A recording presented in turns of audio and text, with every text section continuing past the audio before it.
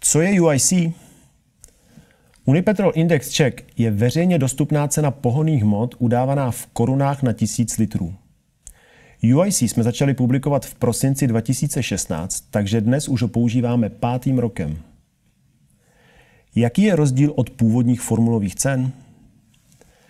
UIC se liší od původních formulových cen zásadně. Denně ho publikujeme na webu a je zdarma pro všechny.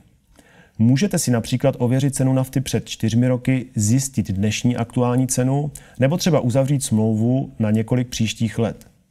To dříve nešlo, protože formulové ceny neplatí dlouhodobě a neumí postihnout měnící se legislativu. Mají i přísné licenční omezení. Není možné je sdílet, kopírovat, dokonce ani interně uvnitř firmy, natož navenek. Co se týká změny legislativy, mám na mysli především to, že Česká republika zavedla kromě povinného procenta biosložek v palivech i emisní povinnost a připravuje se další předpis – obnovitelné zdroje energie.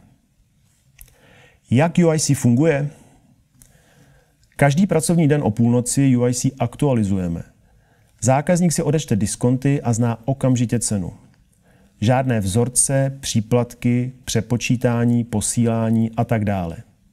Je to tedy diametrální změna, kdy namísto systému ze spoda nahoru, kdy počítáte vzorec podle podílu biosložek, přidáváte prémii, příplatky a převádíte na koruny, funguje jednoduchý princip cena minus diskont. Mohou tomu klienti věřit? Co když ceny navýšíte? Každý si může ověřit, že UIC je zcela transparentní. Český trh je totiž naprosto otevřený. Jsou zde importy všemi dostupnými cestami, autocisternou, po železnici, produktovodem. My nevlastníme sklady napojené na produktovod ani soukromé terminály zásobované vlakem, proto musíme respektovat tržní rovnováhu a hlídá nás samotná konkurence. Co se konkrétně změní, pokud klient přejde na UIC?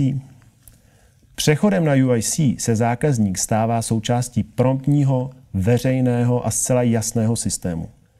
Zákazník už není odkázán na obchodní oddělení dodavatele, kterému vypočítává a zasílá ceny. Uvedu konkrétní příklad. Začátek května a června tohoto roku připadl na víkend nebo na bankovní svátky. Formuloví klienti čekali v květnu 4 dny na první ceny, ale UIC stále vycházel a naši klienti měli cenu vždy 1. v půlnoci. Co má zákazník pro přechod na UIC udělat? Pro přechod na UIC postačí, aby zákazník kontaktoval naše obchodní oddělení. Sjednáme schůzku a nastavíme nabídku podle konkrétního případu. Kde lze získat více informací?